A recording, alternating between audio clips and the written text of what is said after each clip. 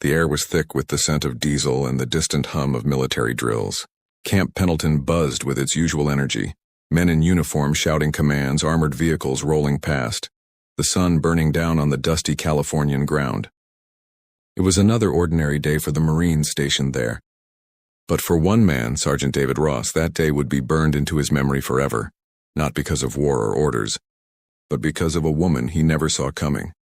David had seen it all: combat tours in Afghanistan, missions that blurred the line between courage and madness, and losses that still haunted his sleep. He was the kind of Marine who walked with a quiet arrogance, a survivor who carried his scars like medals.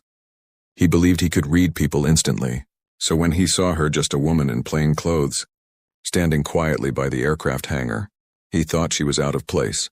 Maybe a civilian lost on base or one of those journalists who always asked the wrong questions. She wasn't tall, nor did she look particularly intimidating. Her hair was tied back in a simple ponytail, her clothes modest, her posture calm. Yet there was something about her eyes, sharp, watchful, and unsettlingly calm, like someone who had seen storms far worse than the one ahead. David, with his trademark smirk, walked up to her. "You lost, ma'am? This isn't exactly a tourist spot." She gave a faint smile but said nothing. He chuckled, trying to lighten the moment. "All right then, since you're here, what's your call sign?" It was a playful jab, the kind Marines threw at each other all the time. He expected her to laugh it off, maybe roll her eyes. But instead she looked at him straight into his soul and said two words that made his smile fade in an instant. Black Mamba. The hangar went silent in David's mind. That name wasn't just a nickname. It was a legend, whispered across Marine and Navy units for years.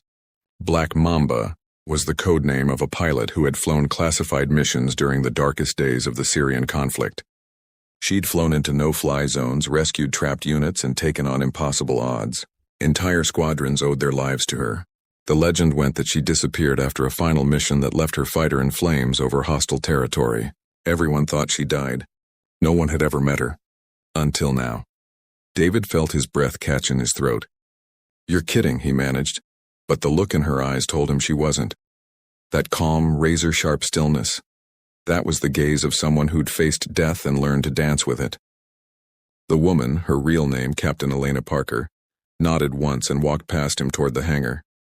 There, under the tarp, was an old FA-18 Hornet with faded paint and burn scars on its wings. She ran her hand along the edge of the cockpit as if greeting an old friend. David watched, speechless. The other Marines nearby began to whisper. Some had heard the stories, others didn't believe them, but as the sun hit her dog tags, the inscription became visible. Elena Parker, USF, Black Mamba. The silence deepened. Elena had returned to base for one reason: to say goodbye. Years ago, she had been forced to eject over enemy territory. She survived, but her co-pilot, her brother Lieutenant Aaron Parker, did not. She had searched for him for days before rescue teams pulled her from the wreckage. Since then, she'd left active duty, disappearing into civilian life, haunted by the sound of his last transmission.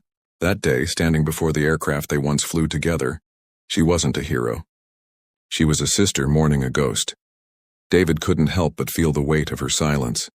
Later that evening, he found her sitting by the edge of the runway, the sunset bleeding orange over the distant ocean. The base had quieted down. Her gaze was locked on the horizon where the sky met the sea, the same view her brother had loved. She spoke softly, almost to herself. "You know, when you're up there, the sky feels endless. You think you can outrun the memories, but they find you, even at 30,000 feet. David listened, feeling something stir inside him. He'd lost friends too, men he called brothers, gone in the blink of an explosion. But the way she spoke, the pain buried beneath her steady tone, it was something deeper. As the days passed, word spread across the base. Some Marines began visiting her quietly, asking for advice, guidance, or simply to thank her. She never talked about her missions, never bragged, but her presence alone changed something in them. She reminded them that bravery wasn't just pulling a trigger or taking a hill. It was surviving the aftermath, carrying the memories and still choosing to stand tall. David found himself drawn to her strength. One evening, he found her again by the aircraft, polishing the old fighter's nose cone. "You could have told me who you were," he said quietly. She smiled faintly, not looking up. Would it have changed anything? He hesitated. Yeah, he said. I wouldn't have joked. She finally looked at him, her eyes soft. That's exactly why I didn't. A week later, the base held a small ceremony to honor fallen pilots.